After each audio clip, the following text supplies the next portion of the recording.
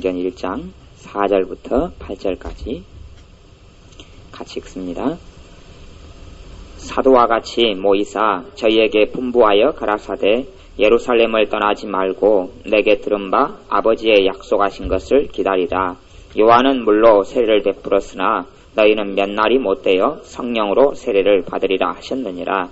저희가 모였을 때에 예수께 묻자와 가로되 주께서 이스라엘 나라를 회복하심이 이때니까 하니 가라사대 때와 기한은 하나님께서 자기의 권한에 두셨으니 너희의 알 바 아니요 오직 성령이 너희에게 임하시면 너희가 권능을 받고 예루살렘과 온 유대와 사마리아와 땅끝까지 이르러 내 증인이 되리라 하시니라. 아멘. 오직 성령이 너희에게 임하시면 너희가 권능을 받고 예루살렘과 온 유대와 사마리아와 땅끝까지 이르러 내 증인이 되리라. 그렇게 이야기합니다. 내 증인이 된다는 이야기는 하나님의 자녀로서 삶을 멋있게 산다는 이야기입니다. 많은 사람들이 볼 때에 내가 하나님의 자녀로서의 어떤 은혜와 능력을 누리고 사는 걸 볼 때에 사람들이 하나님을 인정하게 되고 하나님께 돌아오게 되는 게 증인된 삶이죠. 그냥 항상 그냥 전도만 하고 다니고 이런 것을 증인된 삶이라고 이야기하는 건 아닙니다. 그러면은 우리가 왜 결혼하고 가정을 이끌고 자녀를 키우고 직장생활을 하겠습니까?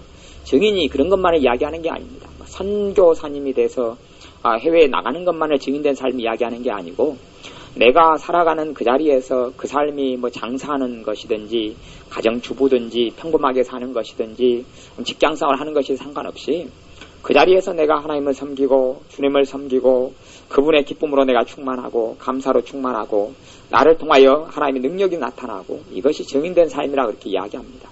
누구는 이제 살다가 보면 유대 땅에 살 수 있고 누구는 사마리아 땅에 갈 수도 있고 누구는 뭐 전 세계로 흩어질 수 있습니다만은 정말로 내가 맥이 없고 힘이 없고 내게 기쁨이 없고 감사가 없고 하나님 능력이 없으면 사람들이 나를 볼 때 예수님을 발견할 수가 없습니다. 그래서 1장 8절은 오직 성령이 너에게 임하시면 너희가 권능을 받는다 그럽니다. 뭘 받는다고요? 권능을 받는다. 뭐 우리가 권능이 없으면 우리는 정말로 우리가 제대로 안 믿는 자라고 말할 수는 없지만 권능이 없으면 하나님께서 우리에게 원하시는 또 이건 예수님이 친히 한 이야기입니다. 제 성경은 비싼 성경이어가지고 예수님이 친히 한 말은 빨간색으로 되어 있습니다. 예수님이 직접 한 말입니다. 너희가 뭘 받고요? 권능을 받는다. 권능을 받는다. 그러면 예수님께서 우리에게 기대하시는 게 뭡니까? 권능을 받고 사는 것을 우리에게 기대하시는 거예요. 내가 우리에게 권능을 받고 사는 삶을 기대하시는 거예요. 권능을 받는다 그러면 권능을 받았다라고 이야기하죠. 하나님 우리에게 권능을 준다는 이야기예요. 권능을 줘요. 우리가 권능을 사용할 수 있다는 이야기예요. 항상 그 권능이 작동하는 건 아닙니다만은 권능을 준다는 의미, 받았다는 의미가 있어요. 받았다 그러면 하나님이 가령 제가 온풍기 이야기를 꺼내 눈에 보이니까 그러는 거예요. 온풍기를 주셨다 그러면 온풍기는 이제 누구 거예요? 내 것이에요 이게. 대신 뭐는 따로 받아야 되냐면 기름은 따로. 기름은 우리는 돈 주고 사지만 기름은 이제 하나님께로 공급받아야 돼요. 그래야지 이것이 작동하는 거예요. 그렇지 않으면 작동 안 하는 이런 원리가 있어요. 그래서 은사, 능력을 주시면 그것이 내 것이기도 하고 내 것이 아니기도 하고 그런 요상한 일이 벌어지는 거예요. 내가 마음대로 그냥 기름이 없어도 내가 물려가지고 쓰지 그러면 이제 안 되는 것이 작동이 안 되는 것처럼 하나님 우리에게 권능을 주시는 게 있어요. 너희가 권능을 받는다 그렇게 이야기하는 거예요. 여러분이 방언사 같은 경우도 여러분이 받아가지고 하면 방언은사를 여러분이 사용하잖아요. 방언기도 해야 되겠다 그러고 시작한 방언이 시작되고 하는 것처럼 우리가 하나님께 능력과 권능을 받아서 기대감이 많아야 합니다. 여러분이 신약성경과 구약성경의 하나님의 사람들 다 보십시오. 다 보십시오. 다 보면 그냥 우리는 어떤 면으로 보면 하나님을 섬기고 살아가는 삶을 좀 오해하고 있는 것 같아요. 상식적으로 문제가 좀 많이 있어요. 제가 제 자신을 보거나 한국 교회를 보거나 일상적인 믿는 사람의 삶을 보면 문제가 상당히 많이 있어요. 어떤 문제가 많이 있냐 그러면 하나님은 하나님의 자녀의 삶이 기적이 상식이 되는 삶을 원하시는 거거든요.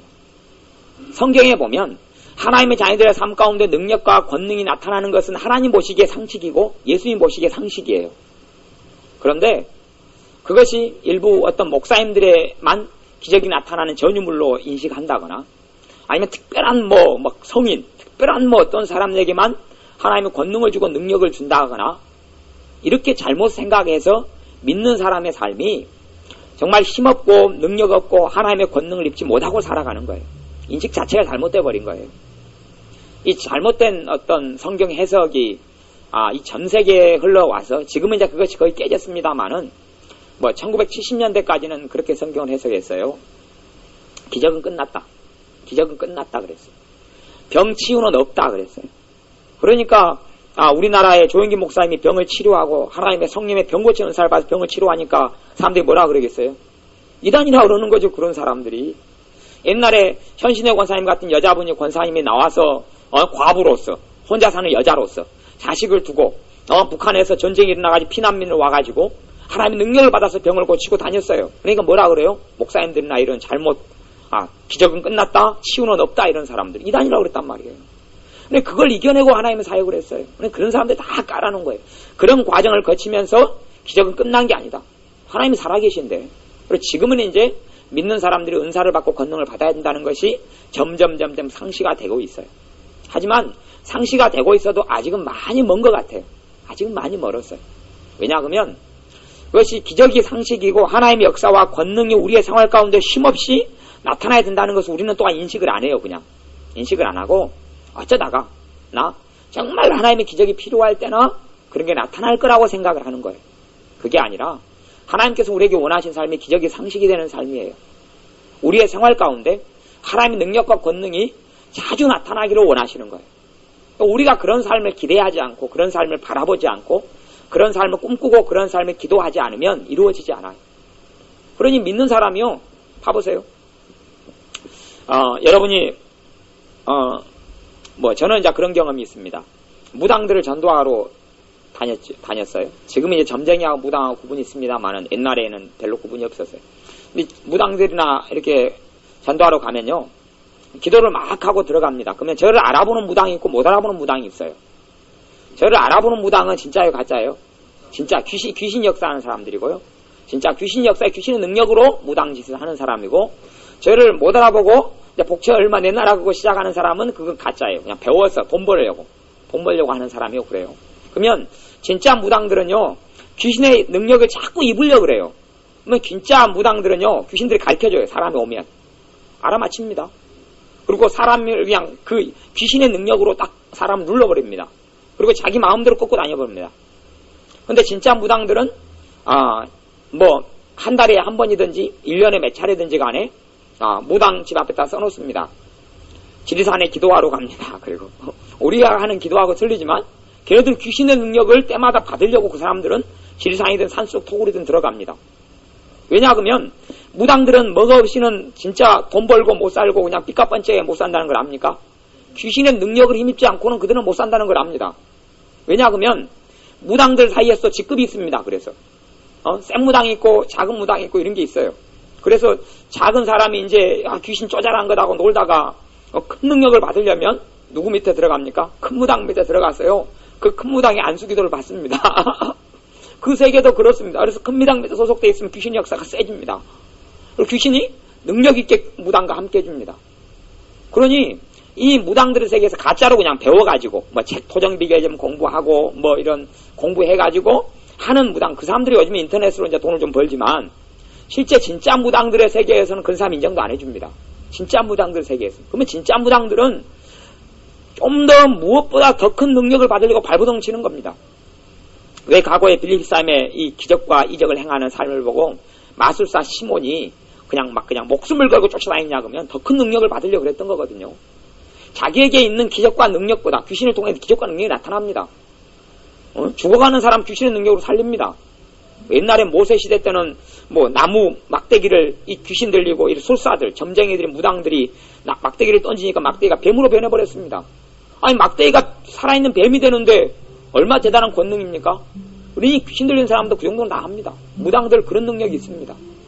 그러니 역대 이후로 모든 나라들마다 무당들이나 이런 사람들이 왕들을 잡고 흔들었습니다. 과거 역사에는. 왜냐하면 그런 권능이 있거든요. 사람을 저주를 한번 해보니까 저주가 임해버리거든요. 네 한 달 안에 죽는다 그러면 죽거든요. 그러니 정말 그들 안에 있는 뭔가가 능력이 사람들 하나님인 줄 알고 그냥 거기에 그냥 빠지고 정신을 쏠 수밖에 없는 겁니다. 그런데 창세기부터 시작해서 요한계시록까지 하나님의 자녀들의 삶을 보면 삶 속에는 뭐가 상식이었습니까? 기적과 능력이 상식이었어요. 그걸 잘 아셔야 됩니다. 모세 때는 예수님께서 자기를 위해 죽어줬을 때도 아니에요. 성령님의 권능이 임했긴 임했지만 성령님께서 자기 안에 내주할 때가 아니었어요. 그럼에도 불구하고 모세의 삶 속에 기적을 빼놓고 난다 하면 모세하고는 대화가 안 돼요. 봐보세요. 모세가 반석을 깨뜨려서 물을 내지 않으면 백성들이 모세 말 듣습니까? 모세가 기도해서 그리고 지팡이를 내밀어서 홍해물이 갈라지지 않으면 모세는 지도자로서 아무런 필요가 없는 거예요. 그러니 모세 삶 가운데 기적을 빼놓는다면 모세는 필요가 없어요. 그러죠? 여호수아도 백성들이 이끌고 요단강을 맨 처음에 걸어 들어갈 때 요단강이 갈라집니다. 그런 기적이 아니고서는 여호수아는 여호수아가 아닌 거예요. 그냥 하나님이 네 힘내라, 네 용기 가져라, 너는 할 수 있다 그러고 보내버리면 그때는 물이 아주 창창하게 범람할 때이기 때문에 여호수아 물에 빠져 죽습니다. 제사장들부터 같이 빠져 죽자 그러는 거죠. 그러면서 하는 말이 네 왜 죽었냐 그러면 수영을 못 배워서요. 수영 배우지. 아니 평생 광야에만 있었는데 언제 수영 배울 시간이 있었어야죠. 그리고 이제 누구하고 이야기할지는 모르겠습니다만 그럴 수 있는 거예요. 뭐가 하나님의 능력과 믿음이 있기 때문에 그 능력을 통하여 여리고성이 무너지는 겁니다. 하나님께서 무너진다라고 7일간을 돌면 무너진다라고 말씀하셨지만 그들이 믿음이 없으면 그 기적을 믿는 믿음이 없으면 여리고성은 무너지지 않습니다. 절대 그렇습니다. 마찬가지로 우리에게는 이미 예수님께서 오직 성령이 너에게 임하시면 너희가 권능을 받는다라고 이야기합니다. 그래야지 우리가 예수님의 증인된 삶을 살 수 있습니다. 저 사람 삶 속에 하나님이 살아계시다. 정말 저들의 기도는 뭔가가 있어. 이건 정말 틀리다. 이게 죄송한 사람들이 우리에게 기적과 능력이 나타나기 시작하면 사람들이 우리를 두려워합니다. 예루살렘에서도 과거에도 그랬습니다. 사람 무서워한다기보다는 사람 어려워하고 사람의 말을 존중하고 따르고 우리의 말이 먹혀 들어가고 예수님을 전할 때 그들이 완전한 거부를 하지 않게 됩니다. 우리의 삶에는 이런 권능들이 나타나야 합니다.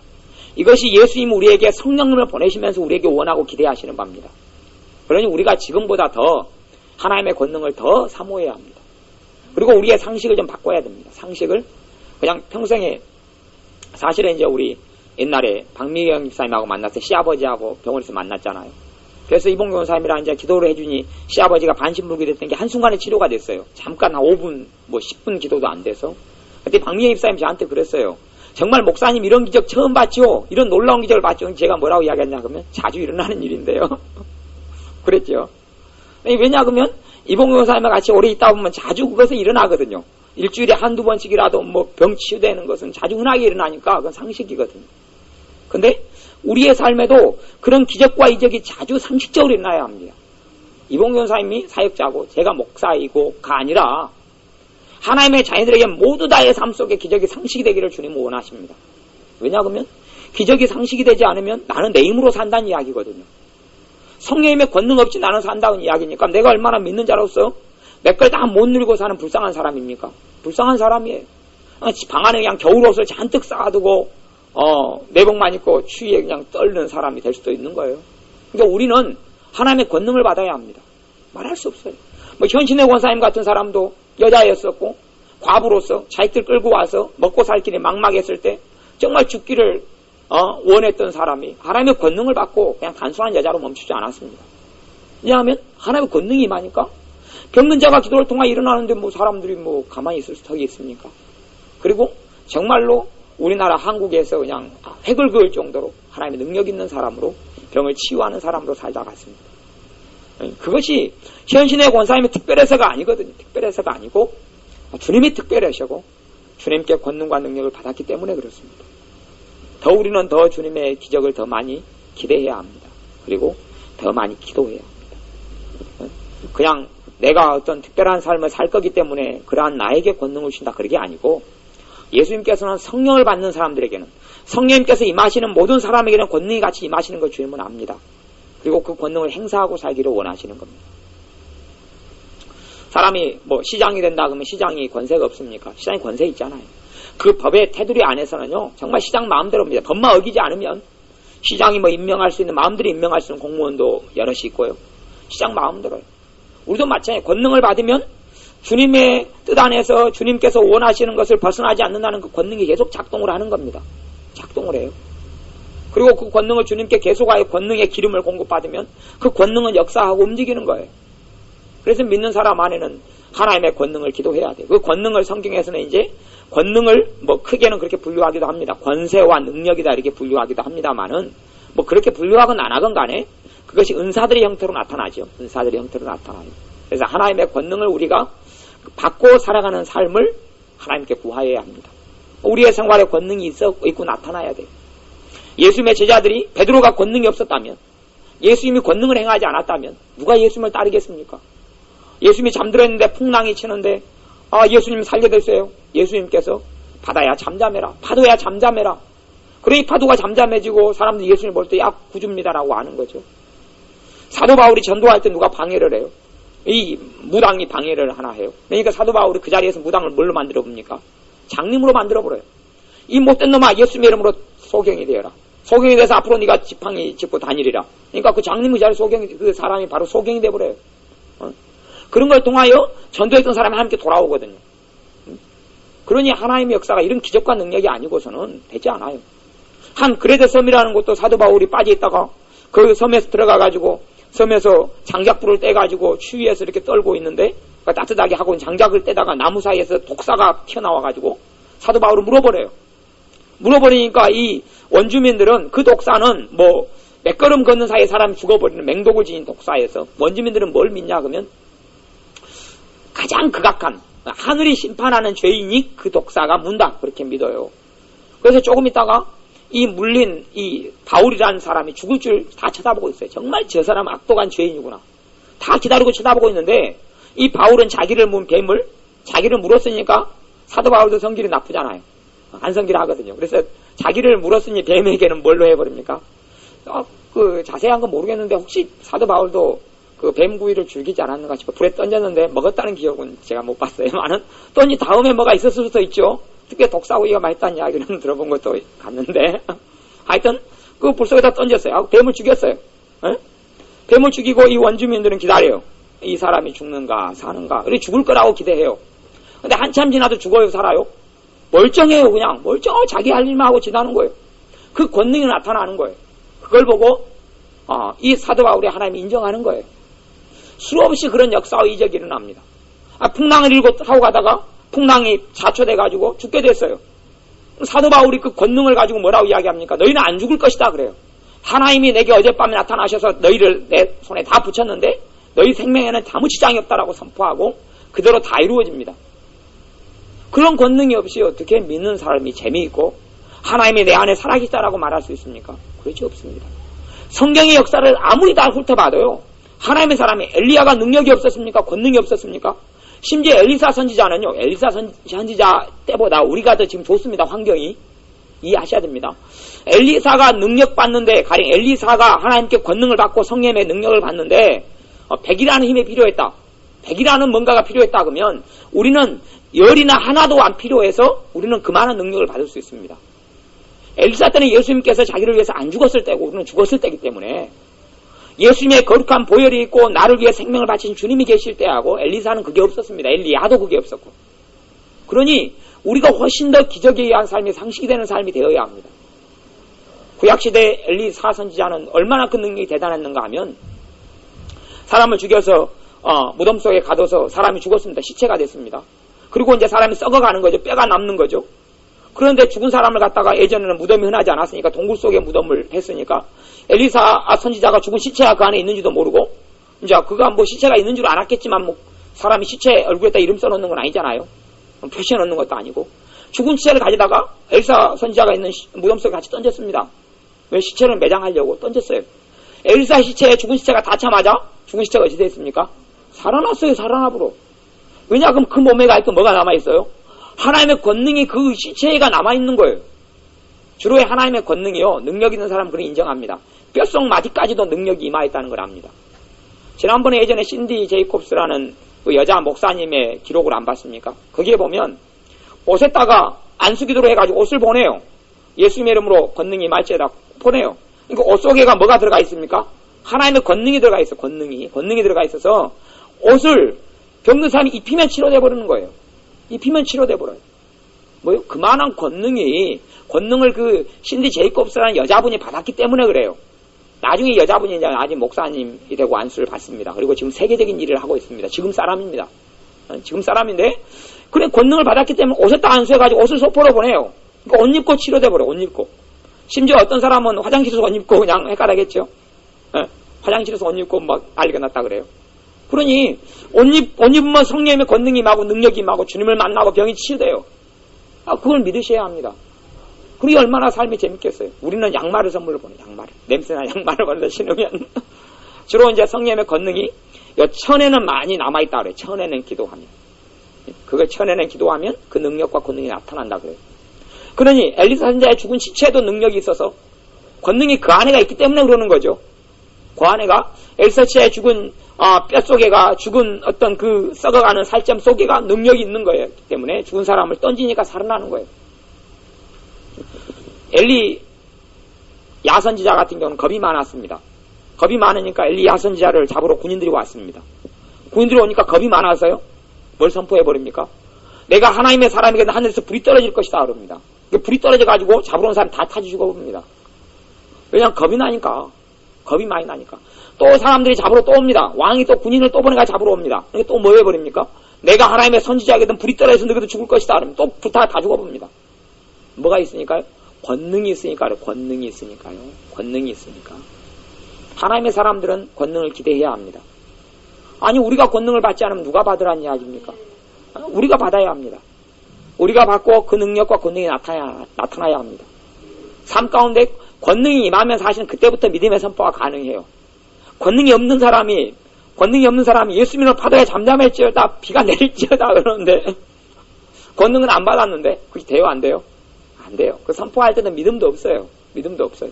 정말 권능이 임하면 이제 그때부터는 입안이 근질근질하다 그럽니다.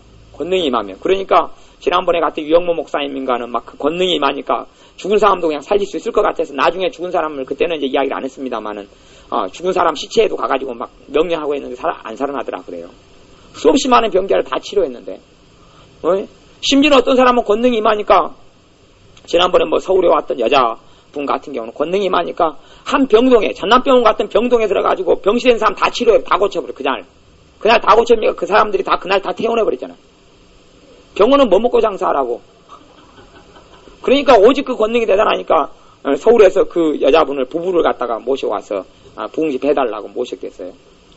그래가지고 부흥집회 했는데 결과는 별로 안 좋았어요. 왜 안 좋았냐 그러면 권능이 임했다 해서 하나님 말씀을 잘 전하는 건 아니거든요. 말씀을 통해 은혜를 받아야 되는데 권능은 센데 말씀은 전혀 이게 없어서 별로 그게 없었다 그래요. 근데 권능이 나타난 건 사실이에요. 그래서 그 대단한 권능을 통하여 하나님께서는 지금 날이 갈수록 하나님의 은사와 권능을 받는 사람들을 많이 일으켜주고 계세요. 특별한 사람을 주시는 게 아니에요. 특별한 사람을 주신다고 예를 들자면 고린도전서 1장이나 2장의 말씀을 근거해서 누가 받아야 돼요? 믿는 자가 받는 거고 재능이 없는 자가 받는 거고 없는 자가 받는 거죠. 특별한 자가 받는다고 했을 때는 재능이 있는 자가 권능을 받아야 돼요. 없는 자가 받아야 돼요. 말씀에 고린도전서 2장 말씀에 근거하면 없는 사람이 받는 게 말씀인데요. 그죠? 특별한 자가 아니죠. 지식이 많은 자가요? 지식이 없는 자가요? 지식이 없는 자를 준다고 그랬어요. 그 사람의 뭐라 그러죠? 성경에는 그 가문에 대해서 뭐라 그러죠? 하여튼 고린도전서 2장의 말씀에 의하면 그 사람의 가문이 좋고 유력하고 어떤 그 사람의 어떤 그 집안이 좋은 사람이 받는 게 아니라 집안이 안 좋고 없는 사람이 받는 게 하나님의 뜻이다 그랬어요. 그래서 하나님께서는 정말 있고 똑똑하고 유능한 사람들 창피하게 만든다고 수치스럽게 만든다고 말씀하셨어요. 그런데 권능과 능력을 받으려면 평범한 사람들이 결국은 가장 많이 받아야 돼요. 역사적으로 지금은 이제 그 놀라운 역사가 점점점 확대와 극대화 되고 있습니다만 역사적으로 하나님의 능력과 권능을 받았던 사람들은 다 별로인 사람들, 전부 다 별로인 사람들. 미국에는 아주사 부흥이라는 놀라운 하나님의 역사가 일어났는데 그 도화선을 누가 붙이냐면 한 흑인 남자, 그것도 애꾸는 흑인 남자가 흑인이면 그때는 교육도 못 받았어요. 그 흑인 한 명이 신학교에 가서 하나님 공부를 신학을 좀 배워봐서 하나님 일을 하려고 그랬는데 받아주질 않아요. 흑인이 1900년도 초에 받아주질 않아요. 미국에서. 이 사람이 사정사정 해가지고요. 다른 백인 학생들은 나 의자에 앉아가지고 수업을 받으면 이 사람은요. 자기 끄트머리 막 밖에서든가 어디서 그냥 수업을 목을내 듣고 있을 정도예요. 그리고 겨우겨우 막 이렇게 귀로 듣다가 나중에 이 사람에게 성령님께서 능력이 임하시고 권능이 임하셔요. 그리고 놀라운 일이 미국이 뒤집어진 역사가 일어납니다. 근데 미국 사람들은 인정을 안 해요, 사실은. 왜 그러냐 그러면 자기들은 멸시하는 흑인이고 장애인이고 그러니까 그거 세계적인 사람들은 다 인정하는데 미국 사람들은 그걸 쉬쉬해버리려고 그래요. 왜냐 그러면 진짜 별 볼일 없는 사람을 통해서 하나님이 역사를 일으키셨거든요. 인도요? 인도의 세계적인 부흥이 인도에서 일어났습니다. 1900년도 초에. 인도의 세계적인 부흥에 누구를 통해 역사했냐? 한 여자를 통해 역사했어. 한 여자. 그것도 과부. 별거 없는 사람. 그리고 거기에 한 과원 아이들이 성령의 권능을 받아서 거기가 막 불씨가 된 거예요. 그 인도가 놀랍게 뒤집어졌어요. 다 하나님의 역사를 보면요. 다 평범한 사람들이고 평범보다 못한 사람들이 다 그 주인공이에요. 그리고 갈수록 하나님에 대한 권능을 믿는 사람을 하나님께 통로로 사용하죠. 우리의 생각과 삶 속의 기적이 상식이 되는 믿음이 있어야 합니다. 단지 그냥 문제 생기면 기도만 해가지고 버릇이 그때 그냥 버튼기고 살아가는 그런 삶은 예수님께서 자신의 핏값으로 우리에게 허락하신 그 복된 삶하고는 별로 거리가 멀어요. 안 믿으나 믿으나 차이가 뭐가 있어요? 그냥 안 믿는 사람은 어려움이 생기면 시간이 약이라고 몇 달 지나거나 몇 년 지나면 자동적으로 풀려나는 게 많잖아요. 그냥 버티면요. 믿는 사람도 기도해가지고 이루어졌는지 버텨서 이루어졌는지 어찌 알아요? 안 그래요? 별로 차이가 없는 거예요. 안 믿는 사람도 아이고 죽겠다 그러지. 믿는 사람도 아이고 죽겠다 그러지. 그러죠? 믿는 사람도 그냥 이놈의 그냥 자식이 왼수다 그러지. 안 믿는 사람도 자식이 왼수다 그러지. 흔히 뭐 차이가. 돈 때문에 쩔쩔매는 거 믿는 사람도 그러지. 안 믿는 사람도 그러지. 그러면 뭐가 지금 차이점이 있냔 말이에요. 하나님의 자녀는 그래서 하나님의 권능을 받고 살아가는 것이 정상이다라고 말씀하시는 거예요. 오직 성령이 너희에게 임하시면 너희가 권능을 받고 권능을 받는다 그래요. 받는다라고 말씀하시는 약속하신 거예요. 그러니 우리가 권능을 기대하고 받아야 하고 우리의 삶을 통하여 기적과 능력과 권능이 나타나야 합니다. 특별한 자를 위해서가 아니라 하나님의 모든 믿는 자에게. 그래서 요한복음 1장의 말씀에 의하면 영접하는 자고 그 이름을 믿는 자들에게는 하나님이 뭐가 되는 권세를 주셨다 합니까? 하나님의 자녀가 되는 권세를 주셨다 합니다. 하나님의 자녀는 뭡니까? 하나님의 자식. 옛날로 이야기하면 왕의 자식이면 왕자와 공주인데요. 그러면 왕자와 공주가 거느리는 권세가 없습니까? 그 권세를 받았다라고 이야기하는 거예요. 뭐 그 권세만 지금의 대통령보다 낫죠. 대통령은 자식이 그냥 사고 치면 그냥 같이 요거도 먹고 그러는 판국이지만 그 권세를 주셨다라고 이야기하는 거예요. 그것을 뭘 통해 나타납니까? 성령의 권능을 받음으로 나타나요. 그래서 우리가 함께 기도하여서 성령의 권능을 계속하여 구해야 합니다. 12월 달 구하고 내년 1월도 구하고 2월도 구하고 그래서 우리 교회 가운데 우리의 삶 가운데 그 하나님이 나타나는 권능과 기적과 이적이 상식이 되어져야 합니다. 자주 일어나서 하나님의 역사가 우리 가운데 간증이 되어져야 돼요. 간증이 왜 좋냐 그러면요. 하나님의 놀라운 부흥의 통로는 사실은 간증이었어요. 여러 가지가 있지만 간증도 그 중에 하나였어요. 우리가 이제 기도하고 모이다가 하나님의 놀라운 기적과 역사가 나를 통해 나타나요. 그걸 간증해요. 딴 사람이 그걸 듣는 가운데 뭐가 생겨납니까? 믿음이 생겨나요. 믿음이. 그리고 그 사람 속에서 그 능력과 권능이 나타나요. 그리고 그 사람이 간증해요. 그걸 듣고 다른 사람 옆에가 또 그 간증할 만한 기적과 능력이 나타나요.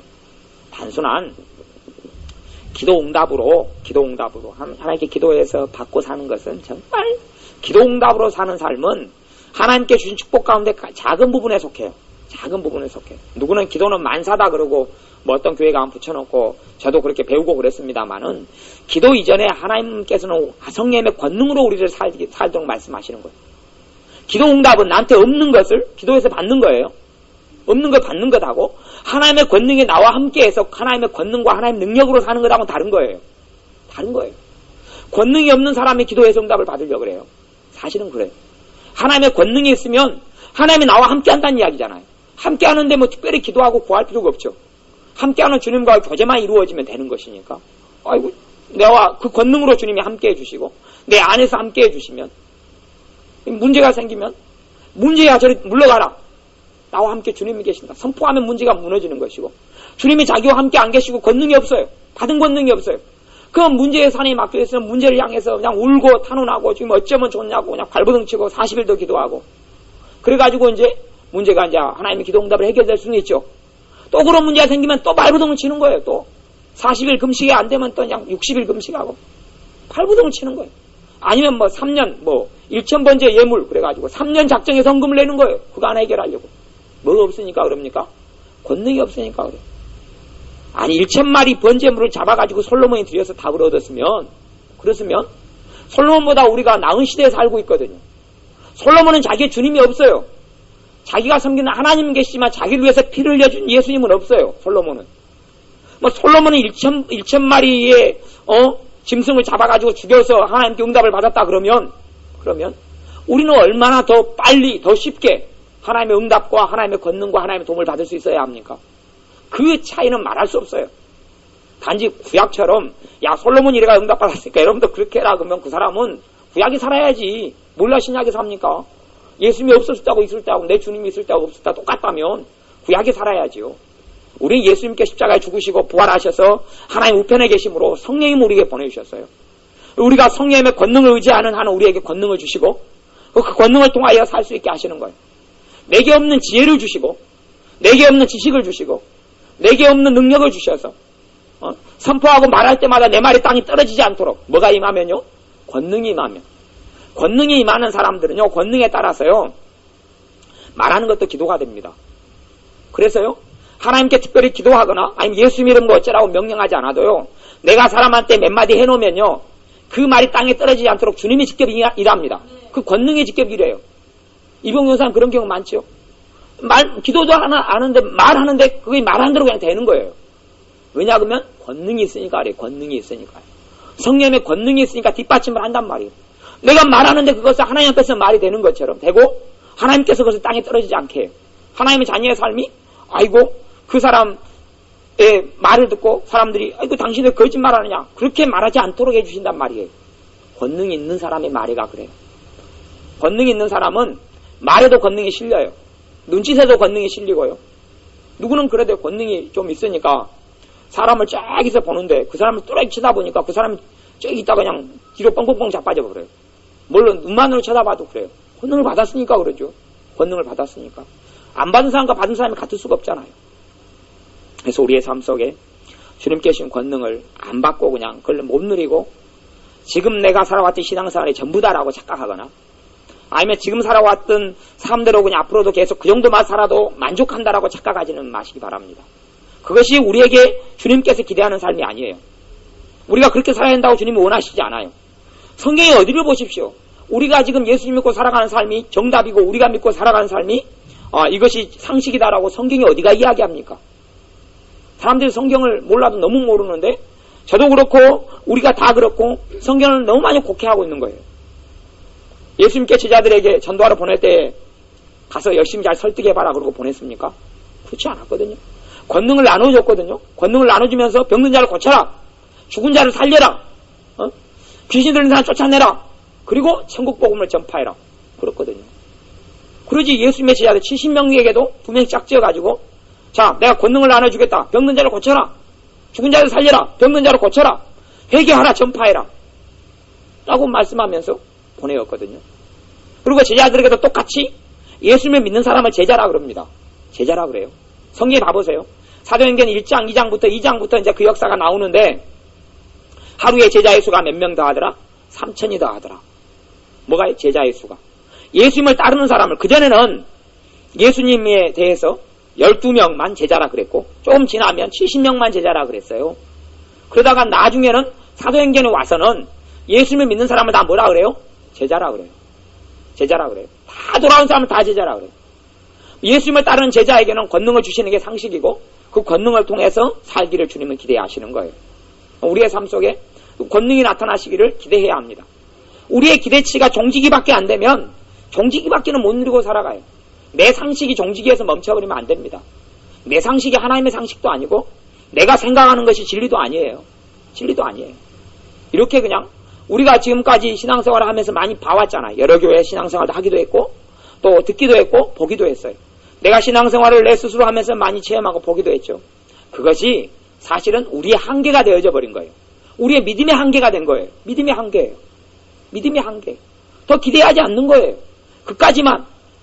그 한계가 넓어지려면 한 20, 30년 지나야지 좀 넓어질까요? 한 10년 지나야지 좀 넓어지는가요? 그건 안 되는 거예요. 우리 생각을 깨뜨려야 합니다. 성령의 권능이 임하면 임할수록 생각이 자동적으로 깨뜨려지겠죠. 뭐. 권능을 잡고 기도해야 합니다.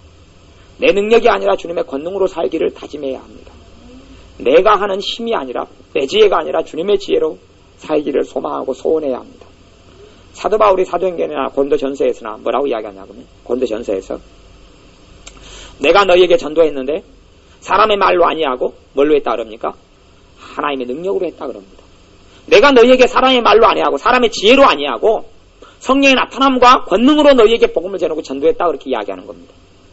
하나님이 증명되는 방법은 아무리 뭐라고 논리를 이야기해도 별로 필요 없습니다. 논리든지 책은 요즘 세상에 너무너무 많아요. 사람들 불신자도 그렇고 우리 주변 사람도 그렇습니다. 하나님이 계시면 보여달라 그러는 겁니다. 보여달라 그러는 거예요. 하나님 계시면 설득하거나 책을 보여달라가 아니라 실제로 살아계심을 삶 속에 보여달라 그러는 겁니다. 보여주는 것은 뭘로 보여줍니까? 우리의 하나님께 받은 권능으로 보여줄 수밖에 없습니다. 병든 사람을 고치든지, 그죠? 아니면 안 풀리던 문제를 우리가 선포하고 명령함으로 풀려지든지, 그 사람의 마음속에 근심과 염려가 있는데 한번 명령하고 선포함으로 근심이 떠나버리든지, 그 사람이 두통을 사로잡혀 있는데 예수님의 이름으로 내가 기도해 줄게요. 예수님의 이름으로 두통은 떠나가라고 두통이 떠나든지, 아니면 그 사람이 또 자기 삶에 혼자만 간직하고 있는 아픔과 어려움이 있는데, 그걸 하나님께서 내게 가르쳐 주셔서 당신이 이러한 문제로 지금 남편 때문에 속을 썩이고 있군요. 하나님께 나오면 하나님께서 그걸 도와주신다 합니다. 자식이 지금 가출했군요. 자기만 끙끙대고 있는데 가출한 자식을 예수님께 돌아오면 예수님께서 3일 안에 돌아오게 해주신답니다. 선포하든지. 안 그래요? 하나님은 살아계신 걸 보여달라는 이야기예요.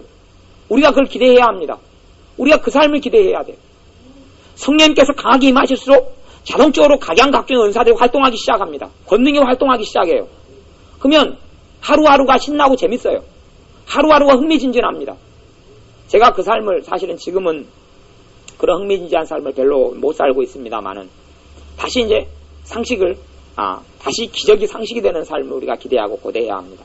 제가 몇 년은 그러한 삶을 살았어요. 몇 년 동안은 살았는데 그러면 길 가다가도요 그 권능이 임하여 있으니까 가르쳐줘요. 사람에 대해서 성령님께서 가르쳐줘요. 매일 성령님과 대화하는 게 가능해요. 성령님과 대화해요. 건너편에 여자가 있으면 저 여자가 지금 뭐가 힘들고 어려운데 저 여자를 위해서 기도해라라고 성령님이 가르쳐줘요. 권능이 임하여 있으니까.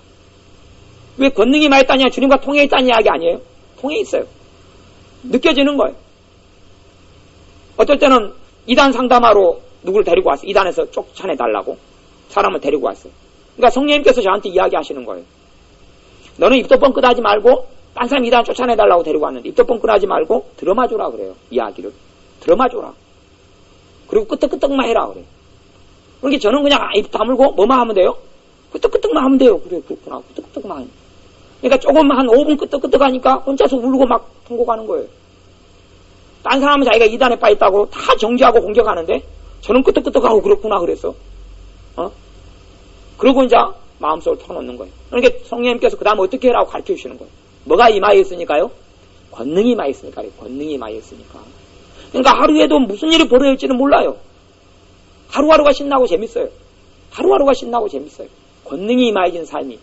권능이 임한 삶은 그래서 저는 솔직한 이야기로 해외여행이나 뭐 집 나가면 고생이란 말이 못합니다만은 뭐 해외여행이나 어디 놀러 여행 다니는 거 별로 기대 안 합니다.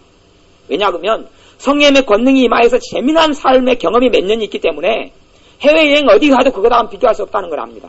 똑같이 버스 타고 똑같이 생활하고 똑같이 그날 왔다 갔다 하는데도 불구하고 말할 수 없는 흥미진진한 모험이 그 삶 속에 있다는 걸 압니다. 권능이 하나님의 권능이 임하여 상식되는 삶이 그렇습니다. 그러니 그 삶을 우리가 기대하고 고대해야 합니다. 그래서 하나님께서 내 손이 주님의 손이 되고 내 말이 주님께서 역사하신 권능의 말이 되어져서 사람을 치유하고 병을 고치고 내 삶의 어둠만이 아니라 사람 속에 있는 어둠을 물리치고 마귀의 결박을 풀어헤치고 그런 권능이 우리 안에 임하도록 구하고 기도하고 그리고 바라고 소망할 때 어느 때 그 권능이 임할 겁니다. 권능이 임하면 사실은 권능이 임하면 당신 권능이 임했다라고 말하기 전에 누가 알겠어요? 자기가 알아요. 자기가. 권능이 임하면 그래서 이 성경에서는 권능이 임한다고 이야기했지 은사가 임한다고 이야기하지 않았어요. 저는 그것을 그렇게 해석합니다. 은사도 권능의 종류가 은사지만은 은사는 그런 거 같이 좀 강력하지는 저는 개인적으로 않다고 생각해요. 다시 이야기하면 어떤 권능 정도 되려고 하면 은사가 꾸러미가 나타나요. 꾸러미. 두세 개 정도는 합쳐져야지만이 권능으로 나타난단 말이에요. 방언의 은사 정도 임해가지고 권능이 나타납니까? 안 그러죠. 애언 은사 정도만 와가지고 권능이 나타납니까? 안 그러거든요. 애언 은사 정도 가지고는 강력한 권능은 없습니다. 가마력은 있고 좀 뭔가 있어도 권능이라고 말하기는 어려워요. 우리 유순자 하모님이 저 통역 은사가 있고 예언 은사가 있고 그다음 환상으로 봐버리거든요. 그러면 그 정도 합치니까 저 정도면 권능이라고 말할 수 있어요. 근데 이제 대상이 신자들이기 때문에 재미를 못 보는 거라고 생각해요. 저 은사를 전도로 끌고 가면 어찌 되겠어요? 재밌겠죠. 근데 그까지는 영역을 좀 안 넓혀서 좀 그건 이제 하여튼 연구해 보셔야 될 대목인데, 신자들 만약 대상을 일주일에 하루를 불신자를 대상으로 간다 그러면 남편과 같이 송 목사님이랑 산책을 해요. 그러면 사람 보일 거 아니에요, 불신자가. 그러면 그 사람 마음에 숨은 것을 다 드러내버리고 이야기해버리면 뭐 얼마나 놀랍겠어요. 하나님이 살아계시다 그러죠. 그 자리 돌아오든 안 돌아오든. 그게 권능이 되는 거예요, 권능. 왜? 눈으로 봐버리니까. 눈으로 그 사람의 환경과 지금 뭐가 어려운지 뭐가 힘든지 어떻게 해결해야 될지까지 다 때로는 보이니까요. 그게 권능이에요. 그런 권능을 우리에게 달라고 하셔야 됩니다. 내 능력으로 사는데 인생의 열매가 얼마나 있습니까? 솔직한 이야기로. 우리의 능력이라는 게 뻔한데요. 우리가 가진 돈이라는 게 뻔하고 우리가 가진 재능이라는 게 뻔하잖아요. 그걸로 주님을 위해서 뭘 해서 영광이 된단 말입니까? 얼마나? 또 우리의 삶 속에 얼마나 뭐 대단한 일이 내 가지고는 뻔한 것으로 나타난단 말입니까? 우리가 가진 뻔한 믿음 가지고 맨날 기도해봐야 뭐가 나타난다는 이야기입니까? 얼마나? 그러죠? 얼마나 나타난다는 이야기입니까? 기도를 해도 권능으로 기도해야죠. 권능으로. 그냥 우리가 가진 쬐깐한 겨자씨만한 믿음으로 참깨만한 믿음으로 여기까지 맨날 두드려 대봐야 누구 구원받게 해주세요 그러면은 이제 한 3년 기도하고 5년 기도하고 10년 기도하고 그럼 돌아오면 한 10명 구원받게 하려면 한 50년 걸리겠네요. 그러죠? 아니 한 명 구원받게 하는데 5년 걸렸으면 5년 기도해도 응답받으면 또 잘 받는 거 아니에요. 자식 구원받게 해주세요 그러면 5년 기도하면 돌아오면 빨리 응답받는 거 아니에요? 그죠? 남편이 하나님께 돌아오세요 하고 5년 기도해서 빨리 응답받는 거잖아요. 그러면 그래가지고 10명을 전도하려면 몇 년 걸려요? 50년 아니고 50년. 한 명당 5년이니까 아니면 교회는 나와도 정말 믿음의 사람으로 변화되고 은혜의 사람으로 그냥 사랑의 사람 변화되니까 기도하려면 5년이 더 걸립니까? 더 걸리죠. 5년이 아니라 20년 기도한다면 한 3명 변화시키려면 60년 걸리죠. 인생을 다 쏟아부어야죠. 그럼 그게 삶이 재미있어요? 안 재밌어요? 안 재밌어요. 그러니까 설교들 가지고는 그렇게 설교한다고 저는 생각해요. 성경에 분명히 인내하라고 이야기했습니다만, 인내하는 믿음을 이야기합니다만은 그 인내라는 것이 권능하고 연결되어보면 곤란합니다. 아이고 하나님 기도는 언제 응답하실 때니까 그거는 이제 권능이 없는 사람의 이야기고요. 그래서 하나님 역사는 알지 못하고 어떤 면에서 인내해야 되지만 권능이 없어서 인내하는 것은 잘못된 것이고 권능이 있는 상태에서 인내하는 건 그건 올바른 것이죠. 때로는 하나님의 역사하심과 뜻이 어떻게 이루어질지 모르니까 우리의 삶에는 그래서 우리의 삶에 권능이 없으면 우리는 언젠가는 결국은 우리 안에는 뭔가가 들어차 있어야 합니다. 뭔가가 들어차 있어야 돼요. 주님의 권능이 들어차 있거나 권능이 들어차 있지 않으면 우리 마음에 불행이 들어차 있거나 아니면 어둠이 들어차 있거나 근심이 들어차 있거나 짜증이 들어차 있거나 뭔가 들어차 있어야 되죠. 그러면 권능이 없으면 이 안에 어둠이 들어오고 근심이 들어와도 내가 이렇게 아웅다웅 싸워야 돼요. 함께 쫓아내고 말고 또 회개했다가 엎치락뒤치락 했다가 뭐가 들어와 있으면 상황이 틀려집니까? 권능이 들어와 있으면 상황이 틀려져요. 권능이 들어와 있으면 밀려나가. 저는 성경 해석을 다 완벽한 이야기는 아니지만 에베소 6장 말씀에 너희는 하나님의 전신갑주를 입어라. 그리고 전신갑주에 대해서 많이 이야기합니다. 진리의 검, 성령의 검, 하나님의 말씀을 가져라. 믿음의 방패를 가져라. 또 구원의 투구를 써라. 여러 가지를 이야기하고 그에 대해서 써놓은 신앙서적도 제가 여러 번 봤습니다. 전봉 목사님 책부터 여러 번 봤는데 흡족한 책은 없었어요. 근데 저는 그 하나님의 전신갑주를 입으라는 것을 제 체험에 의하면 저는 그렇게 해석합니다. 그 중에 하나는 총체적으로 권능이라고 저는 해석합니다. 총체적으로. 하나님의 전신갑주가 뭐가 입혀지면요? 권능이 입혀지면 자동적인 거예요. 권능이 입혀지면. 투구 따로 쓰고 방패 따로 들고 하는 문제가 아니라 군대 가면은 그냥 어느 날은 모자 하나 주고 어느 날은 바지 하나 주고 어느 날은 속옷 하나 주고 그럽니까? 줄 때 다 주든지 안 주든지 그러는 거예요. 군인 왔는데 총도 안 주고 옷도 안 주고 그러는 게 아니고요. 군인이 오면 일체를 다 줍니다. 다 줍니다. 구원의 투구 따로 쓰고 믿음의 방패 따로 주고 네 오늘 말 잘 들었으니까 너는 오늘 총 주고 소총 줄게. 그 다음 사람 네 말 잘